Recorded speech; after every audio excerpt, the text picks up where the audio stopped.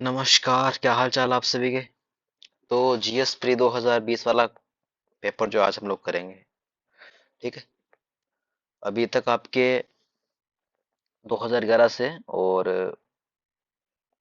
19 तक के जितने पेपर है वो हो गए हैं। अभी 20 वाला अपन देख लेते हैं, जितने क्वेश्चन होते हैं उतने देखते हैं। बाकी कोशिश करूंगा कि यार मैं दो ही वीडियो में 2020 के पेपर को पूरा करवा दूं, है ना। तो चलिए इसको शुरू करते हैं अभी अपन। तो पहला जो क्वेश्चन है वो है कि आधार मेटा डेटा को 3 महीने से अधिक समय तक संग्रहित नहीं किया जा सकता। क्यों नहीं किया जा सकता भाई? हमारा डेटा तो स्टोर रहता ही है ना। जैसे आपने कब फोटो खिंचवाई थी लास्ट टाइम आधार की, कब सिग्नेचर किया था, कब आपने फोन नंबर अपडेट करवाया था, तो डेटा स्टोर ही तो है ना। 3 महीने वाला तो जानबूझ के इन्होंने एग्जामिनर ने आपको भटकाने के लिए दिया है। ये स्टेटमेंट यहाँ पे गलत होगा। एक नंबर गलत होगा तो ये दोनों गलत हो जाएंगे। फिर दूसरा स्टेटमेंट है कि राज्य निजी निगमों से आधार डेटा को साझा करने के लिए कोई अनुबंध नहीं कर सकता। बिल्कुल सही बात है और सही कथन पूछा है। तो राज्य के पास ये सब पावर नहीं होती है, सेंटर के पास ये सब पावर होती है। तो स्टेट जो है वो जो कॉरपोरेशंस जो है उनसे आधार डेटा को साझा करने के लिए कोई अनुबंध नहीं कर सकता, क्योंकि इसमें बहुत ही सेंसिटिव डेटा होता है ना, इसलिए। आधार बीमा उत्पादों को प्राप्त करने के लिए अनिवार्य है। आधार बीमा उत्पादों को, आपने कभी सुना है कि आपने कोई बीमा कराया और उसमें बोला गया हो कि आधार चाहिए ही चाहिए? कोई एक आईडी चाहिए, कोई भी एक आईडी होनी चाहिए आपकी। आधार अनिवार्य नहीं है। और फिर वही वाली बात है कि जैसे यहाँ पे डेटा दे दिया उन्होंने, यहाँ पे अनिवार्य है यानी मैंडेटरी वर्ड यूज कर लिया जो एक्सट्रीम बना रहा है। ये गलत ही होगा और ऐसा होता भी नहीं है। तो जहां पे दो है और चार है तो वो सही हो जाएगा। ये वाला स्टेटमेंट। चौथा भी देख लेते हैं कि आधार भारत की संचित निधि से हित लाभ प्राप्त करने के लिए अनिवार्य है। तो ठीक है, ये थोड़ा सा यहाँ पे आप इसमें फंस सकते हो कि क्योंकि अपन जनरली इतना डीप में जाकर के नहीं पढ़ते आधार के बारे में। बट अगर आपको कोई भी यहाँ पे एक भी स्टेटमेंट आ रहा है तो आपका यहाँ पे सही हो जाएगा ये स्टेटमेंट, पूरा क्वेश्चन। चौथा स्टेटमेंट आप फिर से भी याद रखिएगा कि भारत की संचित निधि से हित लाभ प्राप्त करने के लिए आधार जो है वो अनिवार्य है। ठीक है। अब आइए आगे। राज्यसभा की लोकसभा के समान शक्तियां किस क्षेत्र में है? तो अखिल भारतीय सेवा संगठित करने में, ये गठित करने में तो सिर्फ राज्यसभा की, ये तो होगा नहीं। संविधान संशोधन के विषय में, हाँ ये स्टेटमेंट सही है यहाँ पे। तो संविधान संशोधन के विषय में राज्यसभा और लोकसभा दोनों की शक्तियां जो है वो समान है। ठीक है। अब आइए आगे। जो एमपीलेट्स जो होता है, जो सांसदों को हर साल कुछ रुपए मिलते हैं अपने क्षेत्र में विकास करवाने के लिए, उसके संबंध में ये कुछ स्टेटमेंट दिए गए हैं। तो संसद सदस्य स्थानीय क्षेत्र विकास योजना यानी एमपी लेड्स के अंतर्गत निधियों के संदर्भ में निम्नलिखित कथनों में से कौन सा एक सही है? ठीक है। तो पहला स्टेटमेंट क्या है कि एमपी लेड्स निधियां टिकाऊ परिसंपत्तियों जैसे स्वास्थ्य, शिक्षा आदि। अब यहाँ पे आदि वर्ड जोड़ा गया। आदि में तो कुछ भी आ सकता है ना, यानी ईटीसी। बहुत सारी चीजें ऐड हो सकती है ना। तो एग्जामिनर आपको यहाँ पे एक हिंट दे रहा है कि स्वास्थ्य शिक्षा के साथ साथ, फिर कोमा भी लगाकर लिखा कि आदि, यानी कि बहुत सारी ऐसी दूसरी चीजें हैं जहां पर एम्पिलेट्स जो फंड है उसका यूज किया जा सकता है, कि भौतिक आधारभूत संरचनाओं के निर्माण में प्रयुक्त हो सकती है। बिल्कुल सही स्टेटमेंट है यहाँ पे, जिसमें एक नहीं है उसको काटो सबसे पहले। ठीक है। फिर देखिए, प्रत्येक संसद की निधि का एक निश्चित अंश एससी एसटी के लाभार्थ के रूप में प्रयुक्त होना आवश्यक है। मैंने पहले भी कहा, अब भी कह रहा हूँ, जहां वीएन सेक्शन की बात आए, चाहे एससी एसटी की बात आए, ट्राइबल्स की बात आए, श्रमिकों की बात आए, बच्चे, महिलाएं, बूढ़े बुजुर्ग, ट्रांसजेंडर की बात आए, तो वहां पर जनरली स्टेटमेंट है वो सही जाएगा और एस सी एस टी के लिए भी यहाँ पर फंड इसमें ऐड होता है। ठीक है। तो यहाँ पे ये वाला स्टेटमेंट भी आपका सही है। मुझे एग्जैक्ट याद नहीं है बट मेरे ख्याल से 20% जो होता है वो शायद इनके लिए खर्च करना होता है। ठीक है। तो ये स्टेटमेंट भी सही है, ये स्टेटमेंट भी सही है। एमपीलेट्स निधियां वार्षिक आधार पर स्वीकृत की जाती है और अप्रयुक्त निधि यानी जो काम में नहीं आया फंड है उसको अगले वर्ष के लिए, अगर यानी अगले वर्ष को वो, अगले वर्ष जो फंड जारी होगा उसमें पिछले वाला फंड ऐड नहीं होता। तो ऐसा कुछ नहीं है।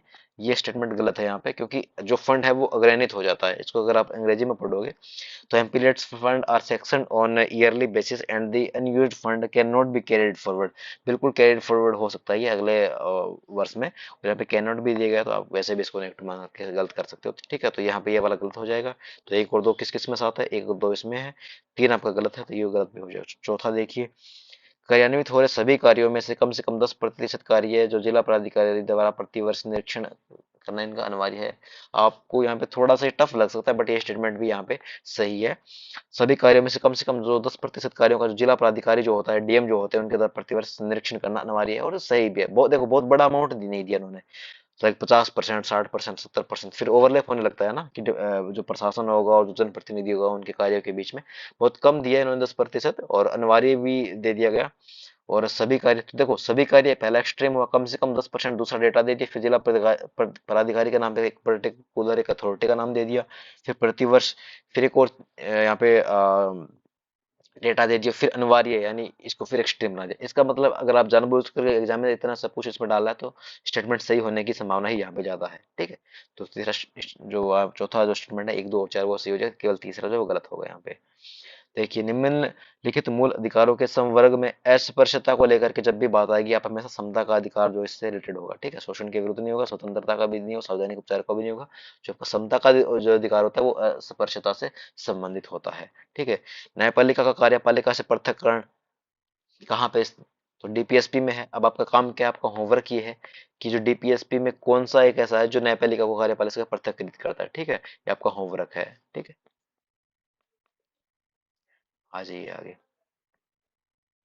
अंग्रेजी में भी, ठीक है। जहाँ पे कैन नॉट वगैरह है तो यहाँ पे नेगेटिव ही जा रहा है, तो आप इसको भी उस हिसाब से देख लोगे, ठीक है। और यहाँ पे ये देखोगे भी कैन नॉट फिर भी इन्होंने दिया है, तो ठीक है, वो दोनों ही गलत हैं, एक और दो, सॉरी, एक सेकेंड। यहाँ पे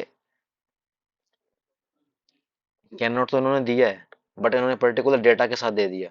और फिर स्टेटमेंट भी तो ये कह रहा है कि आप कैन नॉट बी स्टोर्ड, क्यों नहीं स्टोर कर सकते ना।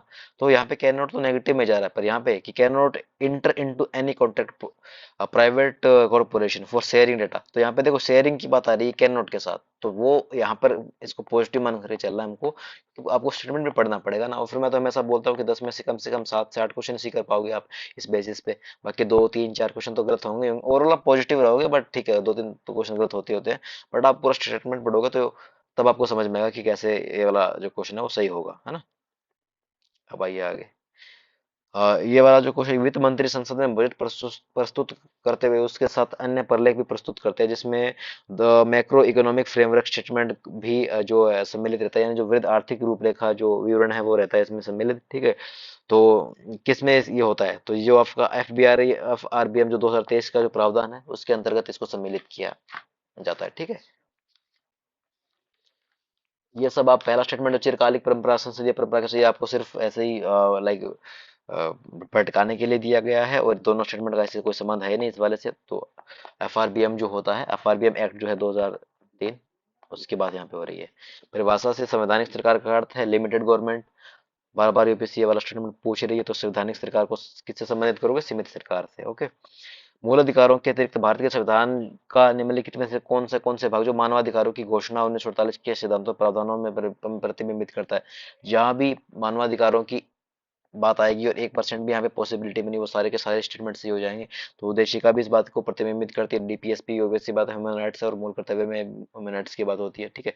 यहाँ पे जो आपका डी है वो सही हो जाएगा। और ये होता है कि लाइक आप मूल कर्तव्य में भी आप कुछ ऐसा समझ सकते हो कि मान लो सफाई को लेकर के आपको प्रोत्साहित किया जाए, तो कहीं ना कहीं वो ह्यूमन राइट्स की तो बात हो रही है कि अगर सफाई रहेगी तो फिर उसमें हेल्थ को लेकर के इश्यूज नहीं होंगे ना।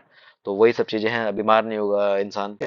तो उसी तरह से डायरेक्ट इनडायरेक्टली इन्होंने पूछा है, तो जहां भी इस तरह के बड़े स्टेटमेंट देखे आप वाइड सोचो और सारे सही यहाँ पे करके आओ, ठीक है। ये थोड़ा सा ट्रिकी क्वेश्चन है, आप इसको आराम से कर सकते हो।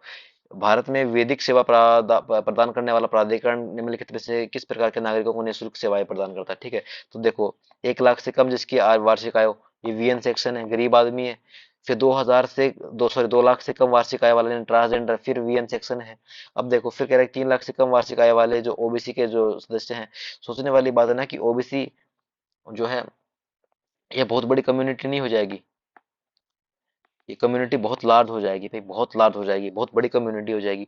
और अगर इतनी बड़ी कम्युनिटी होगी तो बहुत ऑब्वियस सी बात है ना कि आप निःशुल्क सेवा तो प्रदान किसी को करोगे फिर। और कोई दो स्टेटमेंट ही सही है। तो वीएन सेक्शन की बात हो रही है तो एक और दो हमारा स्टेटमेंट सही हो रहा है, तीन को अगर मैं गलत करूँ तो ये भी गलत, ये भी गलत। फिर चौथा कह रहा है कि सभी वरिष्ठ नागरिकों को, सभी में तो अमिताभ बच्चन भी आते हैं वरिष्ठ नागरिक के रूप में, क्या उनको भी निःशुल्क भी सेवा मिलेगी। उनको कोई कमी थोड़ी है भाई पैसों की। तो जो अमीर आदमी होगा उसको इस तरह की निःशुल्क सेवाएं थोड़ी ना प्रदान की जाती, जो गरीब आदमी बेचारा आदमी है उसको प्रदान की जाती है ना। तो यहाँ पे 4 नंबर भी गलत हो जाएगा आपका, और केवल एक जो है वो सही हो जाएगा, ठीक है। तो थोड़ा सा इसको सोच के करना है, वो डिटेल में नहीं जाना, लाइक जो जो लिखा है उसको धीरे धीरे पढ़ते चला जाना है। आपको बहुत समझ में आएगा अच्छे से कि ओबीसी जो एक बड़ी कम्युनिटी है उसके चक्कर में क्या होता है कि आप मास लेवल पर आप इनको निःशुल्क सेवाएं वो प्रदान कर ही नहीं पाओगे ना, ठीक है। अब आ जाइए आगे। देखिए इस तरह के क्वेश्चन है, सारे स्टेटमेंट तो कभी सही नहीं होंगे और ऐसा ऑप्शन भी कह रहा है, तो इसमें सोचने वाली बात क्या है? इसमें सोचने वाली बात यह है कि सबसे पहले देखिए अंडर टू गठबंधन, देखो अंडर टू यानी कोई चीज होगी वो दो से नीचे होगी, ठीक है। तो अगर कोई बच्चा है तो बच्चा तो भाई 6 साल का कोई होगा तो वो भी बच्चा ही होगा ना। इसका मतलब क्या हुआ कि अंडर टू है वो चाइल्ड राइट से तो संबंधित है। अंडर टू यानी कि कोई चीज जिसको दो से कम रखना है, या दो से कम रखना है, ऐसा कोई ऑर्गेनाइजेशन है। तो आप बाल अधिकार से इसको लिंक करके देखो, लिंक नहीं हो पा रहा। पर ये जो है वो है टेम्परेचर से, और टेम्परेचर क्या क्या रखना है, 2 डिग्री सेल्सियस से नीचे रखना है।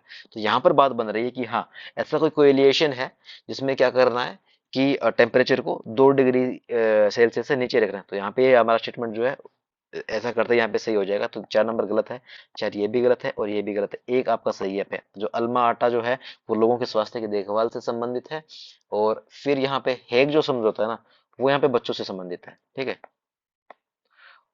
तो यहाँ पे ये वाला स्टेटमेंट गलत हो जाएगा, ठीक है। तो 2 नंबर गलत है। और जो तलानुमा संवाद जो है वो वैश्विक जलवायु परिवर्तन, ठीक है, वैश्विक जलवायु परिवर्तन से ये संबंधित है। यहाँ पे ये वाला स्टेटमेंट भी सही हो जाएगा, 1 और 3 जो है इसमें सही हो जाएंगे, ठीक है। अब आ जाइए आगे, थोड़ा सा जल्दी जल्दी देख लेते हैं अपन। संसदीय व्यवस्था वाली सरकार वह होती है। अब देखिए संसदीय व्यवस्था पर यूपीएससी ने दूसरा सवाल पूछ लिया ना, अभी थोड़ी देर पहले एक लिमिटेड गवर्नमेंट वाला आया था, अब इसके बाद में दूसरा आ गया। तो इसमें बहुत ऑब्वियस सी बात है कि डेफिनेशन बेस्ड क्वेश्चन है। संसद के सभी राजनीतिक दलों का सरकार में प्रतिनिधित्व होता है। नहीं, सरकार का सबका कहाँ प्रतिनिधित्व होता है भाई? विपक्ष भी तो कोई चीज होती है। संसद सरकार के प्रति उत्तरदायी होती है और उसके द्वारा हटाई जा सकती है, बिल्कुल सही बात है। ये बहुत इंपॉर्टेंट यहाँ पे स्टेटमेंट है और यही सही है। सरकार लोगों के द्वारा निर्वाचित होती है और उनके द्वारा हटाई जा सकती है। नहीं, वो नहीं हटा सकते, वो सिर्फ चुनते हैं सरकार को। और फिर यहाँ पे आगे वाला देखिए, आगे वाला क्या स्टेटमेंट है? सरकार संसद के द्वारा चुनी जाती है किंतु निर्धारित समयावधि के पूर्ण होने से पूर्व हटाई नहीं जा सकती। क्यों नहीं हटाई जा सकती भाई? संसद उसको हटा सकती है ना समय से पूर्व। तो ये वाला स्टेटमेंट यहाँ पे गलत है।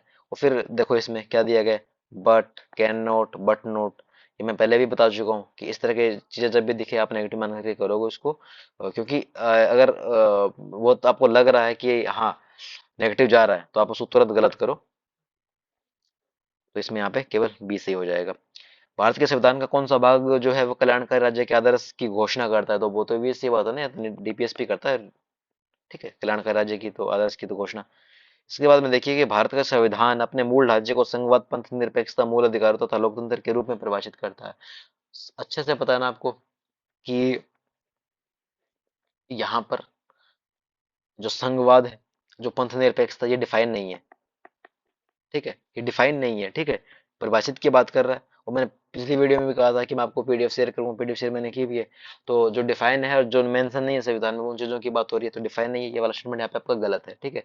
भारत का संविधान नागरिकों की स्वतंत्रता तथा उन आदर्शों जिन पर संविधान आधारित होता है की सुरक्षा हेतु न्यायिक पुनरावलोकन की व्यवस्था करता है, ठीक है। तो यहाँ पर क्या किया है कि जुडिशियल रिव्यू देकर के इसने बहुत ही इसको स्पेशल दिखाने की कोशिश की है कि न्यायिक पुनरावलोकन लिख दो, तो इससे क्या होगा कि वो जो एस्पिरेंट है उसको लगेगा यार ये वाला स्टेटमेंट तो सही है। बट नहीं, भारत का संविधान ऐसी कोई व्यवस्था नहीं करता, ठीक है। तो यहाँ पे ये वाला भी गलत हो जाएगा, ठीक है। और जुडिशियल रिव्यू तो बहुत बाद में आया था, बहुत बाद में आया था, ठीक है, बहुत बाद में आया था, बाद की प्रोसेस। और संविधान में जुडिशियल रिव्यू कहीं भी मेंशन नहीं है, ठीक है। तो ये आप ध्यान में रखोगे, ये संविधान में मेंशन भी है, ठीक है, यहाँ पे गलत हो जाएगा। आइए आगे। गांधी और मार्क्सवाद के बीच एक समान सहमति पाई जाती है, इनमें से कौन सी वो एक है? ठीक है। तो ऑब्वियस सी बात है, अंतिम लक्ष्य के रूप में राज्यविहीन समाज जो है, इसकी बात दोनों ने की, गांधी ने भी इसकी की और मार्क्स ने भी इसकी की है, ठीक है, बाकी ये सब नहीं है। बड़ा स्टेटमेंट है, बहुत लॉजिकल स्टेटमेंट है, उसी के साथ जाने की कोशिश करो हमेशा। नौकरशाही के रूप में सबसे उपयुक्त चरित्र चित्रण कौन सा है? तो जो लोक नीति यानी पब्लिक पॉलिसी को कार्यान्वित करने वाला जो एजेंसी है वो कौन होती है? वो नौकरशाही होती है, ठीक है। संसदीय लोकतंत्र की व्याप्ति को विस्तार देने का भी करण ये सब नहीं, ऐसा कुछ नहीं करता है। संघीय ढांचे को सुदृढ़ करने वाला ऐसा कुछ भी मामला नहीं है। राजनीतिक स्थायित्व और आर्थिक वृद्धि ये भी कुछ नहीं है, ठीक है। तो यहाँ पे जो आपका लोक नीति को लेकर करने वाला जो अभिकरण है वो आपका यहाँ पे स्टेटमेंट ये वाला सही हो जाएगा। भारत के संविधान की जो उद्देशिका है वो संविधान का भाग तो है, किंतु उसके अन्य भागों से स्वतंत्र होकर उसका कोई विधिक प्रभाव नहीं है, ठीक है। आप संविधान से अलग होकर के आप ये उसको लीगल उस एज ए उसका कोई लीगल इफेक्ट नहीं है, ठीक है। संविधान का भाग है कि तो विधिक प्रभाव नहीं है, ऐसा कुछ नहीं है, बिल्कुल है। अगर संविधान का भाग है तो उसका विधिक प्रभाव होगा, संविधान से हटके उसका कोई विधिक प्रभाव नहीं होगा। संविधान का भाग नहीं है, क्यों नहीं है? भी संविधान का भाग तो है, ये भी गलत है। संविधान का भाग है और वैसा ही विधिक प्रभाव रखती है जैसा कि कोई अन्य भाग नहीं, वैसा नहीं रखती। संविधान का भाग है किंतु उससे अन्य भागों से स्वतंत्र होकर उसका कोई विधिक प्रभाव नहीं, ठीक है। उसको डिफाइन किया गया आगे, जब उसको पूरा एक्सप्लोर किया गया, उसको एक्सपेंड किया गया, उनका प्रो प्रभाव है। उन अन्य भागों से अलग होकर के उद्देश्य का ये नहीं कह सकती कि ठीक है आप मुझको आधार मान करके और ऐसे ऐसे आप अपने राइट्स की आप, या फिर उस जो भी मैटर है आप उसमें मुझे एज अथॉरिटी यूज कर सकते हो, नहीं, फिर वो नहीं होगा। जब भी स्वर्ण ट्रांस या रिजर्व ट्रांस की जब भी बात आती है, आप हमेशा याद रखोगे कि आईएमएफ जो द्वारा इसके सदस्यों को एक प्रदत्त एक साख प्रणाली जो है, इसे क्या बोलते हैं, स्वर्ण ट्रांस बोलते हैं, ठीक है। और आईएमएफ वैसे भी यूपीएससी का फेवरेट है। और देखो, बहुत जल्दी पैसा प्रोवाइड करवाना हो, जैसे 2022 में आया था क्वेश्चन रैपिड ट्रांजैक्शन के लिए, ठीक है, वहां पर आईएमएफ हमारा आंसर गया था, ठीक है। तो यहाँ पे जो रिजर्व ट्रांस जो है वो निर्दिष्ट करता है कि आईएमएफ द्वारा इसके सदस्यों को एक प्रदत्त एक साख प्रणाली को, ठीक है। इसको अगर अंग्रेजी में देखोगे तो जो गोल्ड ट्रेंचेज जो है वो है credit system granted by IMF to its member, ठीक है। एक क्रेडिट सिस्टम है जो ग्रांट किया जाता है आईएमएफ के द्वारा किसको, अपने सदस्यों को। ओके, आइए, संविधान का भाग जो 4 है में निम्नलिखित प्रावधानों के संदर्भ में निम्नलिखित में से कौन सा सही है, यानी डीपीएसपी की यहाँ पे बात हो रही है, ठीक है।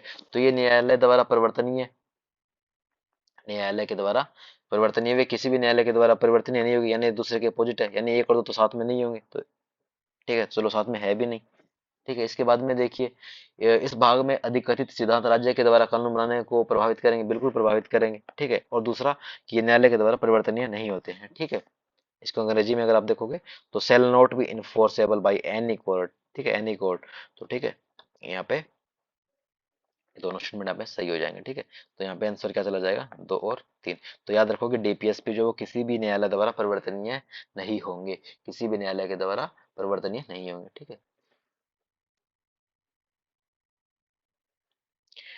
भारत के संविधान के अनुसार जब भी ऐसा कोई भी वर्ड आए, जब भी, तो थोड़ा सा चौंक जाना कि या तो मामला गलत होने वाला है, ठीक है। जब, क्योंकि ऐसा जब भी मामला फंसता है, यूपीएससी जनरली उस स्टेटमेंट को में ऐसा कुछ डालेगी कि वो स्टेटमेंट गलत हो जाएगा। कोई भी ऐसा व्यक्ति जो मतदान किए हुए किसी राज्य में 6 माह के लिए मंत्री बनाया जा सकता है, तब भी जबकि उस राज्य के विधानमंडल का सदस्य नहीं है, ठीक है। तो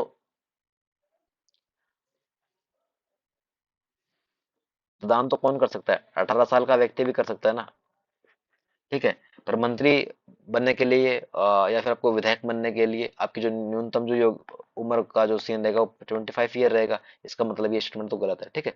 तो यही कह रहा है ना, कोई कोई भी ऐसे व्यक्ति जो मतदान के, मतदान के 18 19 20 साल वाले भी है, 21 22 23 और 24 साल वाले भी है, बट 25 वाला विधायक और मंत्री बन सकता है ना, या फिर एमपी या मिनिस्टर बन सकता है ना। तो यहाँ पे ये वाला स्टेटमेंट गलत हो जाएगा, यानी दो गलत है और ये भी गलत है।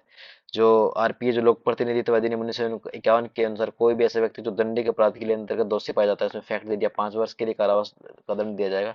इसमें जितना मैं रिकॉल कर पा रहा हूँ, शायद इसमें 6 साल का प्रावधान है, ठीक है। 6 साल का इसमें प्रावधान है, तो ये स्टेटमेंट भी यहाँ पे गलत हो जाएगा। जो इस तरह से इसमें जो केवल सॉरी जो ना तो इसमें एक सही होगा, ना ही इसमें दो सही होगा। भारत के राष्ट्रपति ऐसे ऐसे स्थान पर वह ठीक समझे संसद स्तर का आहूत कर सकता है, ठीक है। तो बहुत ही इजी सा स्टेटमेंट है, ठीक है, ये कर सकता है बिल्कुल जहां वो राष्ट्रपति चाहे। भारत का संविधान एक वर्ष में संसद के 3 स्तरों का प्रावधान करता है, किंतु सभी 3 स्तरों का चलाया जाना अनिवार्य नहीं है, क्यों नहीं है भाई, ठीक है।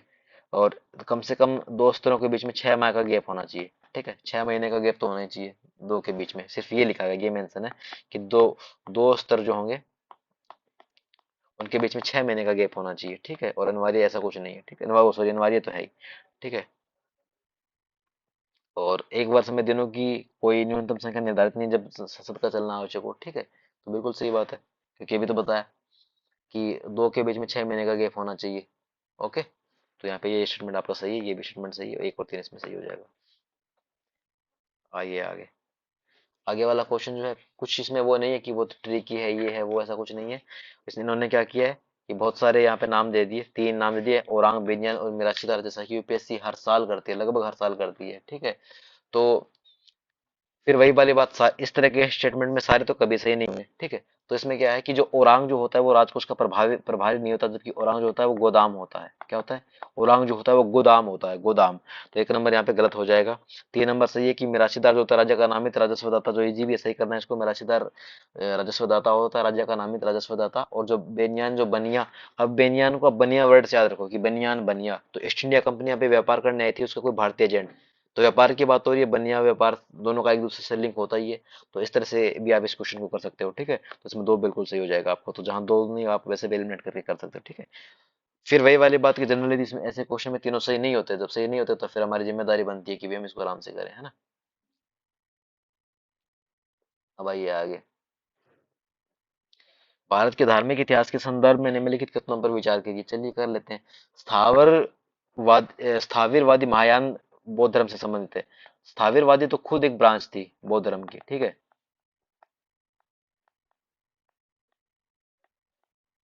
खुद एक शाखा थी, महायान से संबंधित नहीं थी। तो जैसे इसको काटोगे आप, एक और एक जिस इसमें वो गलत हो जाएगा। 3 यहाँ पे सही है कि महासंघी को द्वारा बुद्ध के दिव्यत्व रोपण ने महायान बौद्ध धर्म को प्रोत्साहित किया है। बिल्कुल महायान का दिव्यत्व रोपण से संबंध है, ये मूर्ति पूजा में यकीन रखते थे, ठीक है। तो यहाँ पे तीसरा स्टेटमेंट आपका सही है। लोकोत्तरवादी संप्रदाय बौद्ध धर्म के महासंघिक संप्रदाय की एक शाखा थी, ठीक है। दोनों है एक दूसरे से रिलेटेबल है, 2 और 3। और ठीक है, लोकोत्तरवादी जो संप्रदाय जो है, लोकोत्तरवादी संप्रदाय जो है वो धर्म के महासंघिक संप्रदाय की शाखा भी ठीक ठीक ठीक है। यहाँ पे 1 और 2 आपका सही हो जाएगा। निम्नलिखित में से कौन सा कथन औद्योगिक क्रांति के द्वारा 19वीं शताब्दी की पूर्वार्ध में भारत पर पड़े प्रभाव की सही व्याख्या करता है? ठीक है, तो भारत का जो दस्तकारी उद्योग जो वो नष्ट हो गया था। भारत के वस्त्र उद्योगों में मशीनों का बड़ी संख्या में प्रयोग हुआ था, ये गलत है। गलत इसलिए है क्योंकि मशीनों का प्रयोग नहीं हुआ था भारत में। भारत का जो कच्चा माल है वो विदेशों में जाता था, इंग्लैंड में जाता था, वहां से प्रोसेस होकर के फिर उसको कपड़े वपड़े बन करके फिर इंडिया में आते थे। मशीनें तो भारत में वस्त्र उद्योग को लेकर के आई नहीं थी, ठीक है। देश के अनेक भागों में रेलवे बिछाई गई, ठीक है। ये पहले नहीं आई थी, बाद में आई थी, पूर्वार्ध में नहीं, उत्तरार्ध में आई थी ये, ठीक, 19वीं शताब्दी के उत्तरार्ध में आई थी, ठीक है। मतलब एक होता है ना कि लाइक यहाँ से कोई शताब्दी शुरू होती है तो शुरू का वाला जो टाइम पीरियड होता है वो पूर्वार्ध होता है, और जो खत्म होने वाला जो आखिरी का जो 50 साल होते हैं वो पूर्वार्ध उत्तरार्ध में आते हैं, ठीक है। तो पहले वाला क्या होता है? पूर्वार्ध। और आगे वाला क्या होता है? उत्तरार्ध। ओके, तो ये भी गलत हो जाएगा आपका। और ब्रिटिश उत्पादन की आयात पर भारी शुल्क लगाया, ऐसा तो कर ही नहीं सकते ना, यही तो आयात और निर्यात लगाने वाले थे ना। तो आयात पर भारी शुल्क क्यों लगाएंगे? वो खुद पर क्यों शुल्क लगाएगा, है ना। इंडिया से कोई चीज आ रही है बाहर तो आयात ही हो गया ना उनके लिए, तो आयात पे कोई शुल्क थोड़ी लगाएगा। मतलब वो इंसान जो वो कंपनी वो देश जो खुद उस देश पे राज कर रहा है, तो खुद पे कुछ वो टैक्स नहीं लगाएंगे ये लोग। तो ये भी गलत, ये भी गलत, ये गलत। भारतीय दस्तकारी उद्योग नष्ट हो गए थे, और बहुत सही भी बात है। औद्योगिक क्रांति से ये हुआ था, औद्योगिक क्रांति से क्या हुआ था, भारत का जो लोकल जो हैंडीक्राफ्ट जो उद्योग है ना वो नष्ट हो गया था। ओके, इन घटनाओं पर विचार करना कर सकते हो तो कर लो, बाकी बहुत डिटेल वाली बात है, ठीक है। टफ क्वेश्चन है, अब बन सकते हैं तो बना लेना खुद से। मैं तो ये कहूंगा कि इसमें आप ये काम करना, गूगल से इनका देख लेना खुद से। हो जाता तो ठीक है, नहीं होता तो फिर आप इसको स्किप भी कर सकते हो इजीली, ठीक है। यहाँ पे मैं कुछ चीजें बता सकता हूँ, फिर भी चीजें बताने को तो ये है कि लाइक मैं इनकी डिटेल में नहीं जाऊंगा, क्योंकि मैं ऐसे क्वेश्चन छोड़ देता हूँ, मेरे बस का भी नहीं है, ठीक है। या फिर बी या सी में से कोई एक तुक्केबाजी कर लो, ठीक है। बस इतना ध्यान रख सकते हो कि जैसे पल्लव है, तो पल्लव का जो टाइम पीरियड था वो 275 से और 897 ईस्वी तक था। 897 ईस्वी तक था। चोल जो है ये 8वीं से 12वीं शताब्दी के अंतर्गत आए थे, ठीक है। और इसके अलावा जो राष्ट्रकूट है, राष्ट्रकूट का यह माना जाता है कि ये 755 से और 975 के बीच आए थे। पाल जो है उनका माना जाता है कि ये भाई लगभग 8वीं से 12वीं, यानी कि चोल के समय ये पाल आए थे, ठीक है। और प्रतिहार है वो 8वीं से 11वीं, 8वीं से 11वीं शताब्दी में। तो ठीक है, ये थोड़ा सा आप देख सकते हो, इसमें स्क्रीनशॉट वगैरह लेके रखना। बाकी मैं तो ये कहूंगा कि आप इसमें क्या करो, इसको खुद से गूगल कर लो, याद आया तो ठीक है, वरना छोड़ने वाले क्वेश्चन होते तो छोड़ भी सकते हो, ठीक है। हुंडी वर्ड पूछा है, हुंडी वर्ड क्या होता है? तो हुंडी, ठीक है, हर साल यूपीएससी ऐसा कोई एक वर्ड पूछती है, तो हुंडी जो वो एक एक्सचेंज, बिल ऑफ एक्सचेंज होता है, विनिमय पत्र होता है हुंडी, ठीक है। ये वाला स्टेटमेंट यहाँ पे सही हो जाएगा। अब आइए आगे। अब देखिए थोड़ा सा इंटरेस्टिंग क्वेश्चन है, इंटरेस्टिंग क्वेश्चन है इसलिए अपने को इसको बहुत आराम से करना है कि स्वतंत्रता संग्राम के समय लिखी गई सखाराम गणेश देउस्कर की जो पुस्तक है देशेर कथा के संदर्भ में निम्नलिखित कथनों पर विचार कीजिए। इस पुस्तक ने औपनिवेशिक राज्य द्वारा मस्तिष्क की सम्मोहक विजय के विरोध में चेतावनी दी दी होगी, हमें तो नहीं पता, होल्ड कर लो इसको एक बार, ठीक है। फिर देखिए इस पुस्तक ने स्वदेशी नुक्कड़ नाटकों और लोकगीतों को प्रेरित किया। देखो कौन से नाटक? नुक्कड़ नाटक। अब नाटक कितने नाटक होंगे? नाटकों लिख दिया ना यहाँ पे इन्होंने, गीतों लिख दिया, लोकगीत। किस तरह के गीत? लोकगीत है, पर लोकगीतों में भी किस किस तरह के गीत? तो ऑब्वियस सी बात है कि बहुत वाइड यहाँ पे स्टेटमेंट हो गया। तो ये स्टेटमेंट यहाँ पे सही है आपका, ठीक है। आपको इसी तरह से सोचो, देखो कि पर्टिकुलर कोई एक, जैसे ये बोलता है कि ख्याल करते थे, तो ख्याल पर्टिकुलर कोई शेख हो गया ना, या फिर ये बोलते थे कि कथकली करते थे। तो इस तरह से ये मामला यहाँ पे गलत हो सकता था। इन्होंने नुक्कड़ नाटक और लोकगीतों को प्रेरित किया, तो कौन से लोकगीतों को प्रेरित? स्वदेशी नुक्कड़ नाटक और लोकगीत। लोकगीत किस किस एरिया में, कहाँ, कैसे, कौन से समय गाए जाने वाले, नहीं लिखा ना स्पेशल। तो 2 नंबर तो सही होगा, मतलब ये तो गलत हो जाएगा हमारा, क्योंकि इसमें दो नहीं है। देवस्कर द्वारा देश शब्द का प्रयोग बंगाल क्षेत्र के में किया जाता है, ठीक है। अब इन्होंने क्या किया? देखो बंगाल, वही वाली बात, यहाँ पे इन्होंने क्या किया, इसको स्पेशल बना दिया, एक स्पेसिफिक एरिया दे दिया कि बंगाल एक स्पेसिफिक एरिया है और वहां पर देश वर्ड जो इसको यूज किया जाता है। फिर देखो मैंने जब इस क्वेश्चन को जब किया था तो कैसे किया था, मुझे पता है कि जैसे अब इसका सरनेम क्या है इनका, सखाराम गणेश देवस्कर। गणेश देवस्कर ये जनरली नाम जो है आपका गणपति बप्पा मोरया, ये सब महाराष्ट्र में है ना होता है। भगवान श्री गणेश को महाराष्ट्र में बहुत पूजा उनकी की जाती है। यहाँ पे आपको एक चीज ध्यान में रखनी है, और क्या ध्यान में रखने वाली बात यह है कि जैसे लता मंगेशकर, गावस्कर, सचिन तेंदुलकर, है ना, तो इनके लास्ट में एक सरनेम जो है वो में क्या यूज हो रहा है? कर। और जो कर जो आपको यहाँ पे भी कर वर्ड यूज दिख रहा होगा ना, कर, देउस्कर। ये जो सरनेम है जनरली यूज होता है कहाँ पे? महाराष्ट्र में, महाराष्ट्र क्षेत्र में यूज होता है। तो बंगाल की बात हो रही है तो दोनों एक दूसरे से लिंक नहीं करेंगे ना। तो इस तरह से यहाँ ये वाला स्टेटमेंट आपका गलत है। तो जैसे 3 नंबर भी आप गलत करोगे तो आपका एक और दो सही हो जाएगा। और मैंने इस 2020 में जब अटेम्प्ट दिया था तो इस सवाल को ऐसा ही हल किया था और ये सही भी हुआ था, ठीक है। 77 ये जो क्वेश्चन है ये यूपीएससी ने यहाँ इसको हटा दिया था, बात ही नहीं कर रहे। विटाल विध्वंसक, देखो अस्पृश्य समुदाय के लोगों को लक्षित कर प्रथम मासिक पत्रिका विटाल विध्वंसक किसके द्वारा प्रकाशित की गई? देखो डॉक्टर अम्बेडकर बहुत फेमस है, ठीक है। हम इनके बारे में जानते भी कि इन्होंने दो पीएचडी की थी, ठीक है। दुनिया भर की, मतलब इन्होंने बहुत शानदार डिग्रियां इनके पास थी। बहुत मेहनती इंसान थे और बहुत ही शानदार इंसान थे। बट हमने इनकी ऐसी कोई किताब कभी नहीं पढ़ी होगी, जनरली हम नहीं पढ़ते।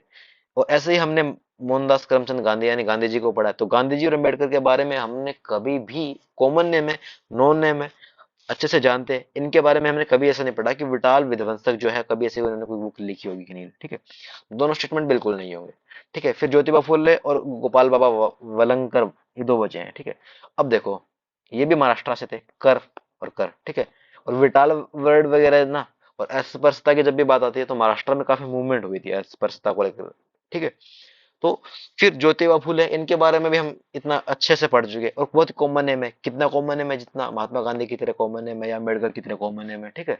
तो यहाँ पर ज्योतिबा फुले आंसर भी नहीं होगा इसका, ठीक है। जो कॉमन नेम है आप उसके बारे में तो जानोगे जानोगे ना, आपको पता होगा उसके बारे में अच्छे से कि कौन सा स्टेटमेंट सही है, कौन सा स्टेटमेंट गलत है कि नहीं है।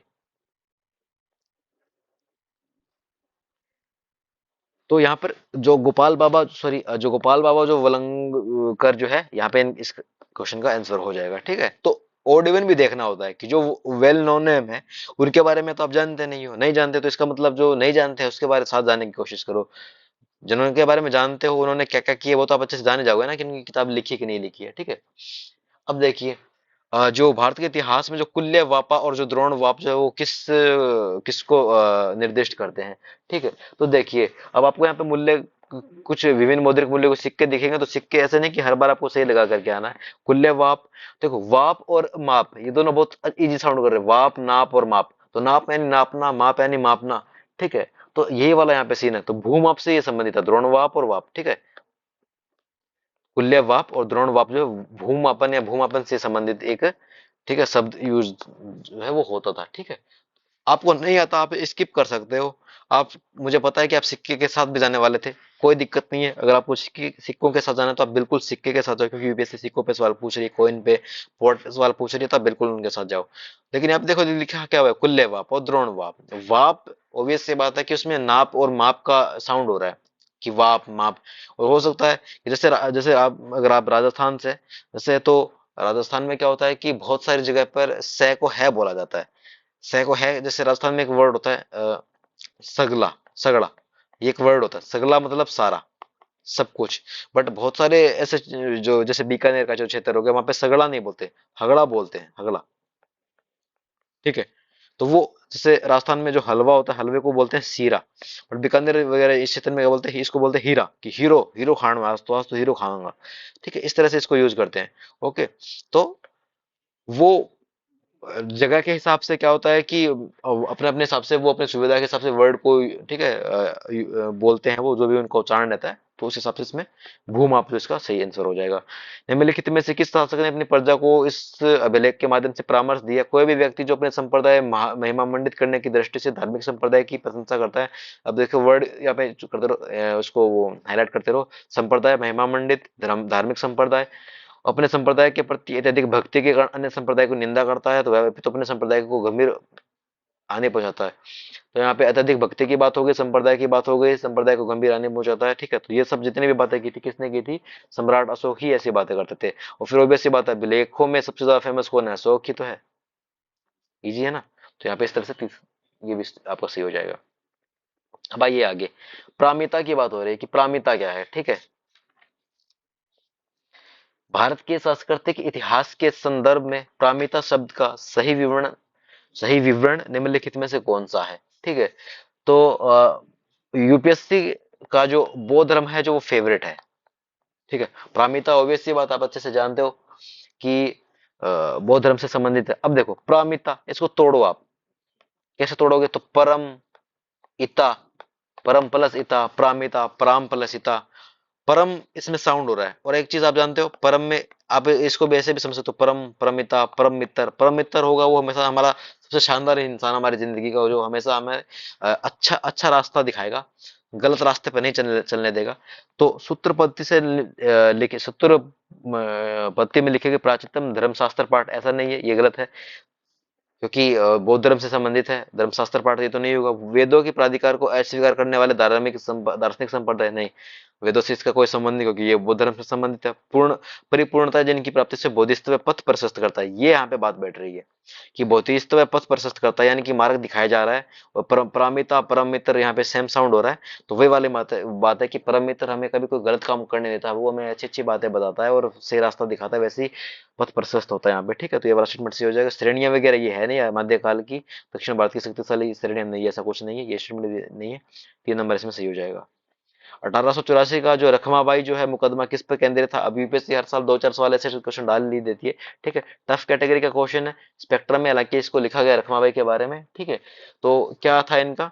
तो महिलाओं को शिक्षा पाने का अधिकार जो है, इस पर इनका ज्यादा ध्यान नहीं था। सहमति की आयु और दाम्पत्य अधिकारों का जो प्रत्यास्थापन जो है, इन दो के बारे में इन्होंने क्या हुआ कि रखमाबाई मुकदमा जो है इससे संबंधित था, ये इससे संबंधित नहीं था। वैसे महिलाओं को लेकर के अपन, शिक्षा को लेकर के अपन जो नाम पढ़ते हैं वो एक ही नाम पढ़ते हैं, सावित्री बाई, ज्योतिबा फुले और सावित्रीबाई फुले, ये नाम पढ़ते हैं। तो आप उस हिसाब से कर सकते हैं, क्योंकि जैसे अगर आप इसको गलत कर दोगे तो हो सकता है कि ये गलत, ये गलत, ये गलत होकर के आपको 2 और 3 आ जाए। ठीक है, तो वहां पे आपको 50-50 खेलना है भाई। बाकी सहमति की आय और दाम्पत्य अधिकार की जो बात होगी, तो देखो यहाँ दोनों मामले कहीं ना कहीं लीगल मामले बैठ रहे हैं। ठीक है, यहाँ पे तो राइट की बात हो रही है, पर सहमति का ये कोई लीगल मामला है। ठीक है, दाम्पत्य अधिकार को प्रतिस्थापन, रेस्टिट्यूशन ऑफ कॉन्जुगल राइट्स यहाँ पे। ठीक है, तो यहाँ पे दोनों एक ही जैसा साउंड कर रहे हैं, तो यहाँ पे 2 और 3 आपका आंसर चला जाएगा इसमें। निम्नलिखित में से किस कारण से भारत में 20वीं शताब्दी के आरंभ में नील की खेती का ह्रास हुआ? जो नील की खेती थी उसका ह्रास किस कारण से हुआ था? इसका ह्रास इस कारण से हुआ था कि जो नई खोज के कारण विश्व बाजार में क्या हुआ, इसका अलाभकार होना, नई नई खोजें आ गई। तो क्या हुआ कि यानी नील की खेती को प्रतिस्थापित किया कर दिया गया था बाद में। ठीक है, नए नए कलर आ गए थे मार्केट में। ठीक है, तो डाई वगैरह जो होता है ना, तो वो क्या हुआ, उसकी वजह से क्या हुआ था, नील की खेती को ह्रास हो गया था। नील के उत्पादकों के अत्याचारी आचरण के प्रति काश्तकारों को ऐसा भी कुछ नहीं हुआ था। नील की खेती का राष्ट्रीय नेता इन्होंने कभी विरोध किया नहीं था। राष्ट्रीय नेताओं ने उत्पादकों के ऊपर सरकार का नियंत्रण वो तो हमेशा ऐसे ही था, वो तो जब अच्छा था तब भी था, जब खराब था तब भी था। वेलेजली ने फोर्ट विलियम कॉलेज की स्थापना किस लिए की थी? इन्होंने इसलिए की थी सन 1800 में। ठीक है, सन 1800 में फोर्ट विलियम कॉलेज की लॉर्ड वेलेज ने स्थापना इसलिए की थी ताकि वह अपने ब्रिटिश नागरिकों को भारतीय प्रशासन में प्रशिक्षित करे। ठीक है, उनको ब्रिटिश में जाना जाना पड़े और इंडिया में वो प्रशिक्षित होकर के ही इंडिया के अंतर्गत ही वो फिर शासन व्यवस्था को आगे कैरी ऑन करे। ठीक है, उलगुलान जो है वो महानुप्रदर्व जो है वो आपको अच्छे से मालूम है कि उलगुलान वर्ड जो है वो किससे संबंधित है? बिरसा मुंडा से संबंधित है। 1899 में बिरसा मुंडा जो विद्रोह हुआ था उससे संबंधित है उलगुलान। अब आइए आगे। प्राचीन भारत के विद्वानों इतिहासकारों के संदर्भ में निम्नलिखित कथनों पर विचार कीजिए। पाणिनि पुष्यमित्र शुंग से संबंधित है। अमर सिंह हर्षवर्धन से संबंधित है। कालिदास जो है वो चंद्रगुप्त दो से संबंधित है। ठीक है, तो कालिदास जी जो है वो चंद्रगुप्त दो से संबंधित है। बिल्कुल सही स्टेटमेंट है। जिसमें तीन नहीं है उसको काटो। अमर सिंह हर्षवर्धन से संबंधित है। जो अमर सिंह जो है वो किससे संबंधित है? ये गुप्त काल से संबंधित है। गुप्त काल। ठीक है, और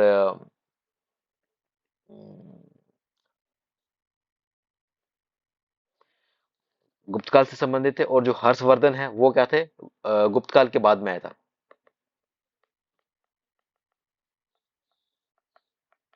ठीक है, अमर सिंह सॉरी हर्षवर्धन जो गुप्त काल के बाद आया था और जो अमर सिंह है वो गुप्त काल से संबंधित है। ठीक है, तो दो नंबर गलत है यहाँ पे, दो नंबर गलत है, ये भी गलत है आपका, केवल तीन सही हो रहा है। पाणिनि जो है पुष्यमित्र शुंग से संबंधित है। ठीक है, तो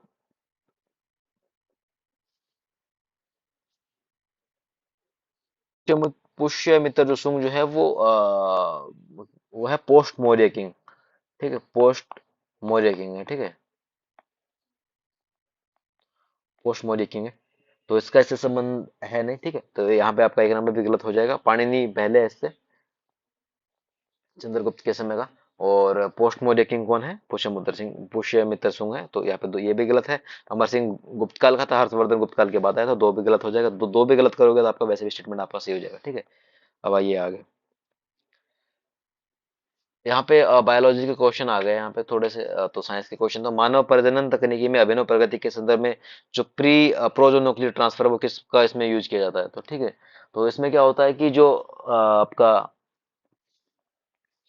सबसे पहले क्या, इन विट्रो अंड के निषेचन के लिए दाता शुक्राणु का उपयोग नहीं, इसमें ये ऐसा नहीं है।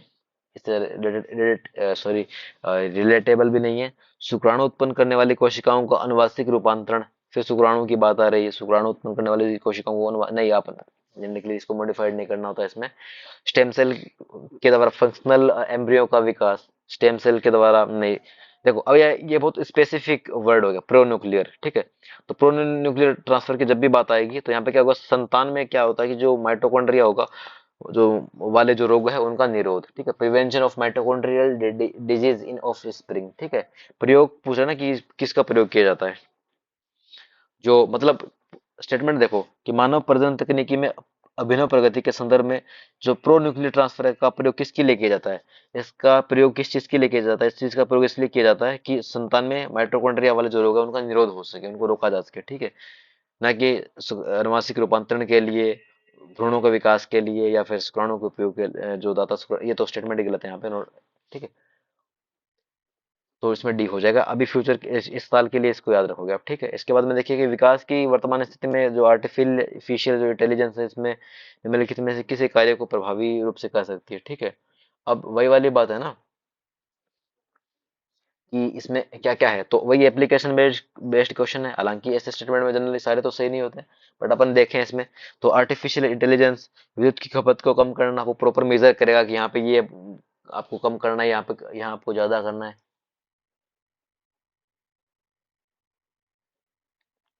ठीक है, तो अब इसमें क्या था कि लाइक एआई यहाँ पे क्या क्या कर सकता है उसकी बात है ना। तो विद्युत की खपत कम करना, तो बिल्कुल सही बात है। वो प्रॉपर मेजर करेगा ना कि यहाँ पे इस समय आपको इस तरह से इतनी इतनी लाइक एनर्जी अभी खर्च हो रही है, या इस वाली मशीन में या इस उपकरण में दिक्कत आ रही है, इन सबको एआई मेजर करेगा। उनकी लाइफ टाइम को वो प्रॉपर मेजर करेगा, है ना। दूसरा क्या है कि सार्थक लघु कहानी और गीतों की रचना करना। अब भाई अब ये वाला जो स्टेटमेंट है देखो, यूपीएससी ने इसको माना था गलत। चैट जीपीटी गाने तो लिख ही सकती है ना भाई। ठीक है, अब पता नहीं उन्होंने क्यों गलत माना यूपीएससी ने, तो दो नंबर गलत माना था इन्होंने। यूपीएससी का जो आंसर है वो इसमें 3 गया था, सॉरी बी गया था, एक दो, एक तीन और चार। लेकिन जब भी आपको ऐसे कोई भी स्टेटमेंट देखे, आप जनरली सबके साथ आने की कोशिश करना, ठीक है। फिर आगे देखें अगर, तो रोगों का निदान, ठीक है, रोगों के निदान में भी बिल्कुल एआई का यूज हो रहा है, वो होने लग गया अब तो। एआई वगैरह में क्या होता है कि लाइक रोगों का निदान में लाइक डायरेक्ट और इनडायरेक्टली आप कैसे उसका मतलब प्रभावी रूप से आप एआई का यूज कर सकते हो, ठीक है, रोगों के निदान में। और टेक्स्ट स्पीच में बिल्कुल ये तो हम करते ही हैं, आप कुछ भी लिखोगे और किसी भी आवाज में जैसा जैसा आपके पास ऑप्शन है आप उसको उसमें चेंज कर सकते हो। तो एक तीन और इसमें चार हो जाएगा। विद्युत ऊर्जा का बेतार संचरण यानी जो wireless transmission of electric energy, ठीक है, यहाँ पे हमारे स्टेटमेंट के हिसाब से पांचवा गलत हो रहा है, ठीक है। जैसे आप इसको गलत करोगे, एक तीन और चार यहाँ पे सही हो जाएगा। थोड़ा सा दिमाग लगाना है आपको, जैसे भी आप करोगे थोड़ा सा समझ में आ जाएगा आपको। तीन स्टेटमेंट ही कोई सही है, कोई एक स्टेटमेंट गलत है। तो देखिए वीएलसी 375 यानी कि दृश्य प्रकाश संचार जो है, विजिबल लाइट कम्युनिकेशन, विजिबल यानी दृश्य प्रकाश यानी देखने लायक, इजीली आपको ये दिख जाएगा, यानी डिस्टेंस बहुत ज्यादा नहीं होगी। 375 से 780 नैनोमीटर वाले विद्युत चुंबकीय स्पेक्ट्रमी तरंग दैर्ध्यों का उपयोग करती है, ऑब्वियस सी बात है। अब अगर दृश्य प्रकाश संचार यानी देखने लायक है, तो ऑब्वियस सी बात है डिस्टेंस बहुत कम रहेगी ना, बहुत लंबी दूरी का थोड़ी ना हो, क्योंकि हम सीधे देख ही नहीं पाएंगे। ठीक है, ये वाला स्टेटमेंट सही है, इसमें एक गलत, एक नहीं, वो काटो। वीएलसी को दीर्घ परासी प्रकाश संचारित बेतार, दीर्घ परासी प्रकाशी बेतार संचार के रूप में जाना जाता है। देखो पहला और दूसरा स्टेटमेंट देखो आप एक दूसरे को, तो एक दूसरे के एंटी नहीं हो गए। यहाँ पे इन्होंने डेटा के साथ बोल दिया कि ये विद्युत चुम्बकीय स्पेक्ट्रम में तरंगों का ये उपयोग करती है, ठीक है, सही बात भी है, क्योंकि दृश्य प्रकाश से विजिबल होगा तो बहुत कम दूरी का होगा, ये कम दूरी की बात कर रही है, यहाँ पे दीर्घ परासी कर रहे हैं यानी दीर्घ ज्यादा दूरी का। ठीक है, खुद ही ये स्टेटमेंट को गलत करना है एग्जामिनर, तो दो नंबर को जैसे ही गलत करोगे आप, एक और तीन आपका सही हो जाएगा। एक तीन, सॉरी, एक तीन और चार। वीएलसी ब्लूटूथ की तुलना में डेटा की विशाल मात्रा को इस जिसे प्रेषित कर सकता है, बिल्कुल सही है। और इसमें विद्युत चुम्बकीय व्यतिकरण नहीं होता, बिल्कुल सही बात है, व्यतिकरण नहीं होगा तो ओवरलैप भी नहीं होगी, डेटा इजिली ट्रांसफर हो जाएगा। ब्लॉकचेन टेक्निक के बारे में पूछा, तो एक सार्वजनिक खाता है जिसका हर कोई निरीक्षण कर सकता है, परंतु जिसे कोई भी एक उपभोक्ता नियंत्रित नहीं कर सकता। ठीक है, बहुत सही भी बात है, कोई एक उपभोक्ता के द्वारा ब्लॉकचेन नियंत्रित नहीं होती है। ब्लॉकचेन की संरचना और अभिकल्प ऐसा है कि इसका समूचा डेटा केवल क्रिप्टो करेंसी के नहीं, केवल क्रिप्टो करेंसी के विषय में थोड़ी है ना भाई। यहाँ पे ये वाला स्टेटमेंट गलत हो जाएगा। ब्लॉकचेन के आधारभूत वैशिष्ट्य पर आधारित अनुप्रयोगों को बिना किसी व्यक्ति की अनुमति के विकसित किया जा सकता है, बिल्कुल सही बात है। इसको अंग्रेजी में अगर आप पढ़ोगे, तो अंग्रेजी में क्या है कि the structure and design of blockchain is such that all the data in it are about crypto currency only, only है वैसे भी, ठीक है, आप गलत करो ये नहीं होगा। Applications that depend on basic feature of blockchain can be can be positive statement developed without anybody permission, बिल्कुल ये इसमें होता ही है ऐसा, ब्लॉकचेन में ऐसा ही तो होता है। जो इसके जो अनुप्रयोग हो, बिना किसी व्यक्ति के इसको विकसित किया जा सकता है, बिल्कुल किया जा सकता है। ठीक है, यहाँ पे स्टेटमेंट भी सही हो जाएगा। अब आइए आगे, कार्बन नैनोट्यूब के बारे में पूछा गया कि कार्बन नैनोट्यूब के बारे में अगर अगर हम ढंग से देखें तो क्या है, कार्बन नैनोट्यूब के संदर्भ में निम्नलिखित कथनों पर विचार कीजिए। इसमें मानव शरीर में मानव औषधियों और प्रतिजनों के वाहकों के रूप में प्रयुक्त किया जा सकता है, बिल्कुल सही बात है। ठीक है, इनको मानव शरीर के क्षतिग्रस्त भाग के लिए कृत्रिम रक्त कोशिकाओं के रूप में बनाया जा सकता है, आर्टिफिशियल जो ब्लड कैपिलरीज होगी उसके रूप में क्या इसको बनाया जा सकता है। ठीक है, इसके बाद में इसका जैव रासायनिक संवेदकों के रूप में इसका यूज किया जा सकता है। और कार्बन नैनोट्यूब जैव निम्नीकरणीय होते हैं, तो बायोडिग्रेडेबल होते हैं, इसलिए तो इसको यूज कर रहे हैं, ठीक है, मानव शरीर में। और दूसरा भी स्टेटमेंट यही है कि औषधि और प्रतिदिन के रूप में आप जब इसको यूज करोगे, जब ये बॉडी में जाएगा तो थोड़ा टाइम के बाद में क्या होगा, ये खुद ही मतलब अंदर अंदर बॉडी में खत्म हो जाएगा। तो एक और तीन तो सही है, तो जहाँ एक और तीन नहीं है उसको काटो, एक तीन इसमें नहीं है और एक तीन इसमें नहीं है। आर्टिफिशियल ब्लड कैपिलरीज के रूप में बनाया जा सकता है। अब इसमें क्या है कि यूपीएससी ने इसको गलत माना, ठीक है, यूपीएससी ने इसको गलत माना, और संभावना तो छिपी है ना कि आप ये बना तो सकते ही हो ना, जब ये सारी चीजें हो रही है। ठीक है, और एप्लीकेशन बेस्ड क्वेश्चन आप जनरली सभी के साथ जाने की कोशिश करो। मैं तो ये बोलूंगा कि सभी के साथ ही जाओ इस बार, ज्यादा सोचना मत। बट यूपीएससी ने इसको माना है तो कोई दिक्कत नहीं है, वो फिर कट ऑफ में सभी को इफेक्ट करेगा। ठीक है, ठीक है, ये ओरिजिनल इसका है आंसर। ठीक है, क्योंकि अगर आप भी करोगे तो जो सिलेक्ट हो रहा है ना वो उसमें सारे के सारे सही मार्क के आएगा। तो आपको उसके साथ कट ऑफ फाइट करना है, ठीक है, बाकी उनके साथ नहीं, जिनका नहीं होना नहीं होना उनका तो कभी होगा ही नहीं, ठीक है। बट आपको ये ध्यान में रखना है कि इस तरह के जब भी एप्लीकेशन बेस्ड क्वेश्चन है, क्योंकि डाइवर्सिटी बहुत ज्यादा है, ये संभव तो हो ही सकता ना, कैन भी आप कह रहे हो और आप कह रहे हो कि गलत भी है, तो वो भाई वो तो फिर गड़बड़ है ना, फिर आप ठीक है कोई दिक्कत नहीं, वैसे इसको गलत माना तो माना, क्या ही कर सकते हैं, ठीक है। आइए आगे पूछा है कि ड्रोन के प्रयोग जो है वो मतलब किस किस तरह में इन तीनों में यूज कर सकते हैं। तो ड्रोन से क्या फसलों पर पीड़कनाशी का छिड़काव हो सकता है, बिल्कुल कर सकते हैं छिड़काव। इसके लिए ज्वालामुखी के मुखों का निरीक्षण कर सकते हैं, जहां पे आम आदमी नहीं जा सकता, ठीक है, क्योंकि भाई ज्वालामुखी का जैसे ज्वालामुखी ये हो गया, इसका जो मुख हो गया, यहाँ पे लावा निकल रहा है यहाँ से, आप यहाँ कैसे जा सकते हो, बट ड्रोन जा सकता है इजीली, ठीक है, ये भी सही, ये भी सही है। डीएनए विश्लेषण के लिए उत्क्षेपण करती हुई वेलों के जो वेल होगी उसके सांस के नमूनों का एकत्र करना, बिल्कुल ये भी। अब देखिए ये एप्लीकेशन बेस्ड क्वेश्चन है, कार्बन नैनो ट्यूब वाला भी एक एप्लीकेशन बेस्ड क्वेश्चन था, इसमें सारे के सारे सही, क्योंकि यहाँ पे संभावना बन रही है, इसमें भी संभावना बन रही है, बट यूपीएससी ने ठीक है इसको गलत माना तो माना, हम क्या ही कर सकते हैं भाई। आगे आ जाओ। ये एक तीन ऐसे अंतरिक्ष यानों को काम में लाएगा जो एक समबाहु त्रिभुज की आकृति में उड़ेंगे और जिनकी भुजा पर 1 किलोमीटर, एक प्रत्येक भुजा 1 मिलियन किलोमीटर लंबी है, और यानों के बीच लेजर की चमक रहेगी। किसके संबंध में बात कर रहा है, तो ठीक है, तो यूपीएससी के ने लगातार पूछा था, वर्ल्ड लीजा जो है वो लीजा फाइटर, देखो मैंने फिर वही वाली बात कि दो दो वर्ड जब बार बार आ रहे हो तो आपको इन दो के साथ खेलना होगा, ठीक है, ऊपर वालों के साथ नहीं। लीजा लीजा वर्ड जब दो बार आ रहा है तो ऑब्वियस सी बात है ना कि आपको दो बार इसमें खेलना ही खेलना पड़ेगा। तो अब देखिए लीजा पाथफाइंडर है जो वो ईएस है, यानी यूरोपियन स्पेस एजेंसी है, उसके द्वारा इसका मतलब उड़ाया जाता है। और जो इवोल्ड जो लीजा है वो क्या करती है, टू डिटेक्ट जो ग्रेविटेशनल जो वेव जो है उनको, ग्रेविटेशनल वेव को डिटेक्ट करने के लिए है ये। वाइजर 2 जो है वो यूएसए के द्वारा है, और ये एक यूएवी है, यूएवी जो मानव रहित यान जो होते हैं, मतलब जहाज होगी जिसको जिसके अंदर कोई आदमी नहीं बैठा होगा, ठीक है। तो वाइजर 2 लाइक काफी सुंदर सा होता है, अभी मतलब बना तो नहीं पाऊंगा, जहाज होती है बेसिकली, और इसके अंदर कोई आदमी नहीं होगा, ऐसे अपन जैसे आप ऑपरेट कर रहे हो बेसिकली ड्रोन की तरह ही। और जो न्यू होराइजन्स है ये प्लूटो के लिए है, प्लूटो पे अध्ययन करने के लिए न्यू होराइजन्स को नासा के द्वारा भेजा गया, ठीक है। तो नासा के यहाँ पे कौन सा है, वाइजर और न्यू होराइजन्स दोनों कौन से हैं, नासा के हैं। इवोल्व लीजा और लीजा पाथफाइंडर दोनों ही ईएस से यानी यूरोपियन स्पेस एजेंसी के हैं। फिर है कि भावी माता पिता के अंड और शुक्राणु उत्पन्न करने, एक मिनट रुकिए आप, इसको मैं थोड़ा सा ऊपर कर देता हूँ ना, समझने में दिक्कत ना आपको।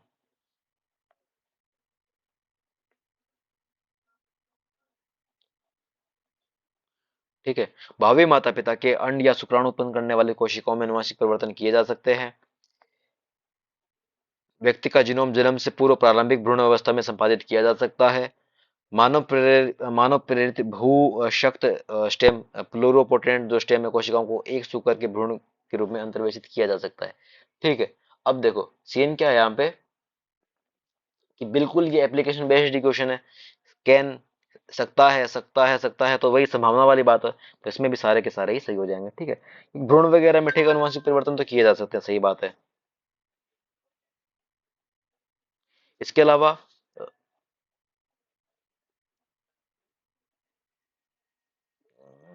एक मिनट,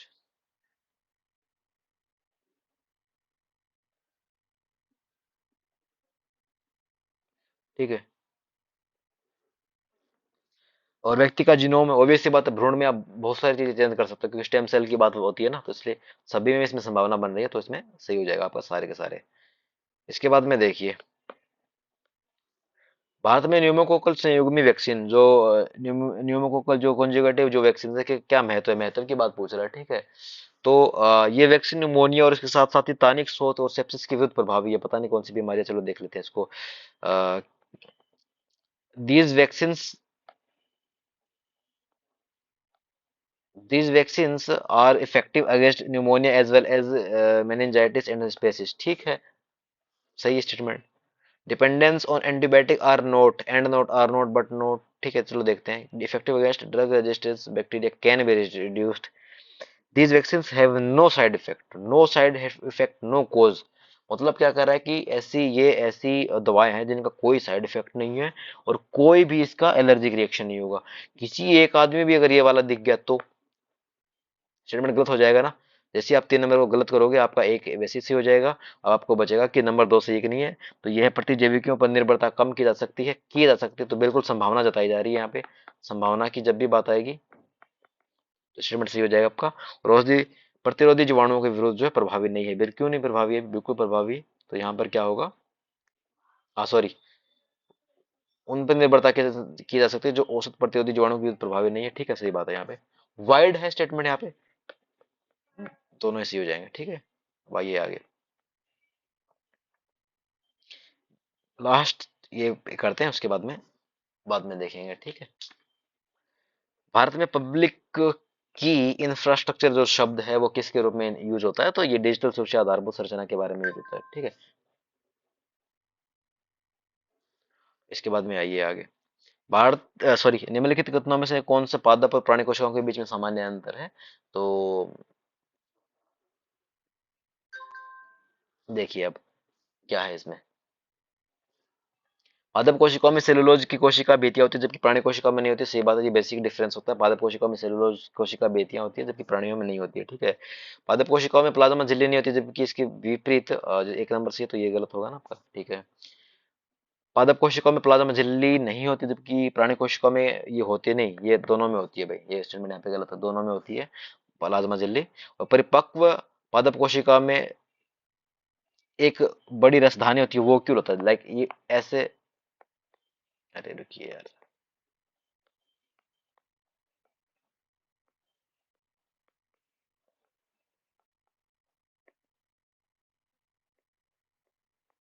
ऐसे कुछ ये प्लांट सेल होती है। ठीक है, तो इसमें बड़े बड़े से रिक्तिकाएं होती है यहाँ पे। बाकी दूसरे जो भी सेलुल जो सॉरी जो जो भी कोशिकांग जो होंगे वो होंगे, बट बड़ी बड़ी ऐसी रिक्तिकाएं मिलती है। ठीक है, प्लांट सेल के अंतर्गत। ठीक है, तो उन्हें वैक्यूल्स बोलते हैं, रसधानी बोलते हैं, खाली जगह होती है वो, जबकि प्राणी कोशिकाओं में छोटी होती है।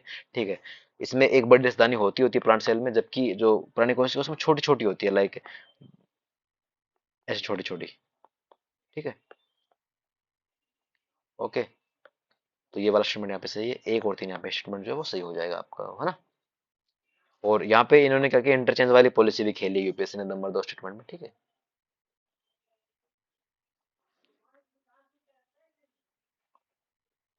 इसके बाद में देखिए कि निम्नलिखित में से कौन सा कारण या कारक जो बेंजीन प्रदूषण उत्पन्न करते हैं, बेंजीन प्रदूषण उत्पन्न करते हैं, उसकी बात हो रही है। ठीक है, तो देखिए अब जिससे बेंजीन निकलता है तो सिगरेट के धुएं से नहीं निकलता, सिगरेट या तंबाकू होगा, तो ये तो हमारा सही है। ठीक है, स्वचालित वाहनों द्वारा निष्कासित पदार्थ, अब ऑटोमोबाइल है उनमें किसी भी तरह से किसी भी फॉर्म में अगर 1% में 0.01% में भी मात्रा में अगर बेंजीन का पोल्यूशन हुआ, या जो पेट्रोल यूज की जा रहा है उसमें अगर बेंजीन पोल्यूशन हुआ उससे, तो स्टेटमेंट सी हो जाएगा ना। तो ये भी सही है, एक दो भी सही है। तो जिसमें एक और दो है उसको रखो एक बार। लकड़ी का जलना, अब इन्होंने ये नहीं रखा कि कैसी लकड़ी, लकड़ी के ऊपर मान लो रंग किया हो, उस रंग के अंदर बेंजीन हो, तो पेंट किया गया जो रंग है ना, या फिर लकड़ी बेंजीन लाइक एसिड का यूज हो जहाँ पे बेंजीन हो, तो वहां पर भी फिर ये वाला स्टेटमेंट सही हो जाएगा ना। तो इन्होंने पर्टिकुलर नहीं लिखा कि किस तरह की लकड़ी, इन्होंने लिख दिया कि लकड़ी का जलना, तो उसमें बेंजीन बिल्कुल उत्पन्न हो सकता है, क्यों नहीं हो सकता। ठीक है, ये सही हो जाएगा। तो तीन भी सही है, मतलब जिसमें तीन नहीं है, तीन तो चलो सभी में भी तीन ही है इसमें तो। अब रोगन किए गए लकड़ी के फर्नीचर का उपयोग, रोगन किए गए लकड़ी के फर्नीचर का उपयोग। ठीक है, उपयोग करने से क्या होगा भाई, उपयोग से कौन सा पोल्यूशन होगा, उपयोग से कौन सा पोल्यूशन होगा, मुझे ये बताओ। कोई पोल्यूशन, यूज इनको जलाने से इसको, मतलब ऐसा अगर आप कुछ केमिकल रिएक्शन होगी तब तो बात है, पड़ा पड़ा उससे क्या ही मतलब क्या बोलते हैं इसको, पोल्यूशन होगा ना, नहीं होगा ना। तो आप 5 नंबर को गलत करो, सॉरी 4 नंबर को गलत करो, जैसे आप 4 को गलत करोगे, ये 4 को गलत कर दिया, एक और दो और तीन आपका जो आंसर यहाँ पे सही हो जाएगा। ओके, ठीक है। और पॉलीयूरिथेन से निर्मित उत्पादों का जो उपयोग, उपयोग से कौन सा पोल्यूशन होता है, उपयोग से कोई पोल्यूशन नहीं होता ना।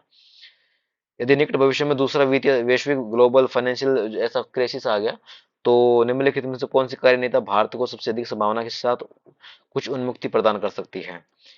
अल्पकालीन विदेशी ऋणों पर निर्भर ना रहना। ठीक है, कुछ और विदेशी बैंकों को प्रारंभ करना, वो तो खर्चीला हो जाएगा ना खुद ही। ठीक है, वो तो खुद ही खर्चीला हो जाएगा, उसमें तो दुनिया भर का। ठीक है, और दूसरा ये क्या गारंटी देगा, भारत में पहले गारंटी क्या है इसकी, खर्चीला है, गारंटी क्या है भाई, पहले से अगर जो पहले ही जो बैंक है वही काम नहीं कर रहे, तो कुछ और खोलने से क्या हो जाएगा, जो पहले वाले हैं कम से कम उनको तो सुधार लो। 2 नंबर जैसे आप गलत करो, 1 और 3 में कोई एक सही होगा। पूंजी खाते में, यानी जो आपका कैपिटल अकाउंट है उसमें पूर्ण परिवर्तनीयता को बनाए रखना, यानी जो maintaining full capital account convertibility, ठीक है। तो परिवर्तन से क्या होगा, परिवर्तन से स्थायित्व प्रभावित होगा। परिवर्तन से क्या होगा, स्थायित्व प्रभावित होगा, ठीक है। पूंजी खाते से पूर्ण परिवर्तन को बनाए रखोगे तो इससे क्या होगा, स्थायित्व प्राप्त होगा। 3 नंबर फिर गलत हो जाएगा आपका। तो अल्पकालीन विदेशी ऋणों पर निर्भर रहना, ये अच्छा भी है कि हम विदेशी ऋणों पर क्यों, हम लोन लेकर के क्यों जिंदगी गुजारे भाई। ये तो अच्छा स्टेटमेंट है ना, कि हमें लोन लेकर के जिंदगी गुजारनी नहीं चाहिए। ये तो अच्छा स्टेटमेंट हो गया। तो आप इसमें वैसे भी जहां भी अगर आप एक दिखे आपको, तो आप एक के साथ बिल्कुल जा सकते हो। ये तो आपका सही है। और जैसे आप दूसरा अगर आप समझ गए कि नहीं विदेशी अगर बैंक प्रारंभ करेंगे तो पहले है, कम से कम पहले जो विदेशी जो है उनको तो कम से कम ढंग से चला लो। नहीं खोलने से क्या मतलब, वो गारंटी करा देंगे कि ऐसा करने से जो वित्तीय संकट से आप बचे जाओगे, नहीं ना। तो जैसे आप दो भी गलत करोगे और आप एक को सही मान रहे हो तो आपका वैसे भी इसमें आंसर हो जाएगा, केवल एक। ठीक है। अब देखिए आगे वाला क्या है।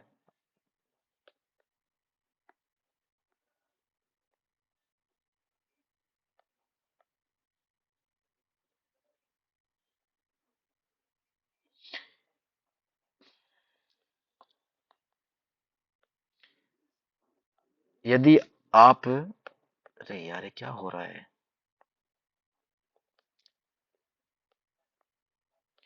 यदि आप बैंक से यदि आप अपने बैंक के मांग जमा खाते यानी डिमांड डिपॉजिट अकाउंट से 1 लाख की नगद राशि निकालते हैं तो अर्थव्यवस्था में तात्कालिक रूप से इसका समग्र प्रभाव क्या पड़ेगा। मुद्रा की समग्र आपूर्ति में 1 लाख की कमी आ जाएगी, या फिर 1 लाख की वृद्धि हो जाएगी, या 1 लाख से अधिक की वृद्धि होगी, मुद्रा पे कोई प्रभाव नहीं पड़ेगा। तो यही होगा, मुद्रा पे कोई प्रभाव नहीं पड़ेगा। मतलब 1 लाख अगर आपका आया है तो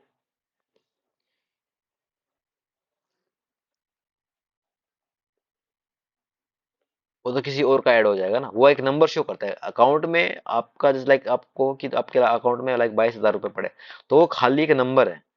आपको जब पैसा चाहिए तो आप निकालो, वो एक नंबर है कि आपके खाते में ये एक नंबर है, पैसा नहीं है, ये एक नंबर है कि इस नंबर तक आपके अकाउंट में जो मुद्रा जो होगी वो इतनी रहेगी, ठीक है।